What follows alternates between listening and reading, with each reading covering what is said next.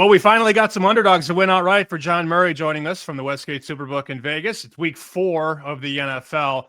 Sort of a tongue-in-cheek question, but I'm going to ask it anyways. If the Ravens lose again, are they still the best team in the NFL by the numbers?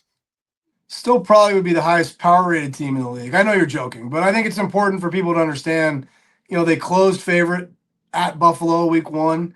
They're going to close favored at Kansas City on Sunday. So when you're favored in Buffalo, in Kansas City, that should give people an idea of just how highly regarded this team is, although they have already lost 2 of their first 3 games. It is polarizing, and you have a lot of DVOA diva-ness to the team.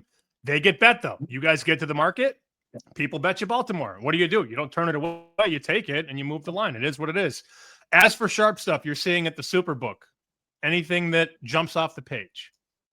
I'd say the defending Super Bowl champion Eagles got some sharp play. They are at Tampa Bay, battle of the unbeatens there. They bet the Lions minus 9.5. Lions are now a 10-point favorite at home against Cleveland off that big win last Sunday.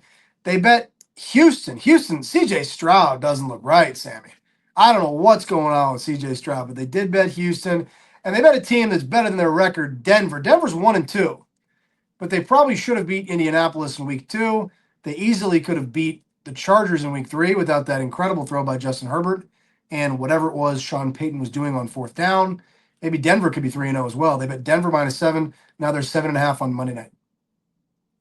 Thank you for the text earlier in the week to bet the Falcons. That number has obviously moved, so we're not going to give that in our best bets. But if you're picking 5 games, talking to you, if you're picking 5 games in a contest, how do you not just put the Falcons in as one of your spots? Well, I think you probably should. I mean, depending on where you are in the standings, it's way too early to play that catch-up game. I hope for all of you out there, unless you're like 2-13, you just want to go against the grain. Should be a little too early for that. I think you should use Atlanta. You've got no Daniels at quarterback for Washington, no Terry McLaurin for Washington either. So Atlanta will be part of my contest card, but I'm not going to use it on this show. That'd be cheating, Sam. We can't do that. All right, let's pull up the contest lines. Week number 4 at the Westgate. What do you like? I'll take the Rams. They're at home against Indianapolis. Indianapolis is a surprising 3-0 team themselves, but the Rams will get right after last week's unbelievable loss and non-cover in Philadelphia. I'll take Rams minus 3.5. I'm going to take the Panthers plus 5.5. Hope to move to 3-1 in this little short show we do every Friday. Thanks, John Murray. Yes, sir, buddy. Talk to you next week.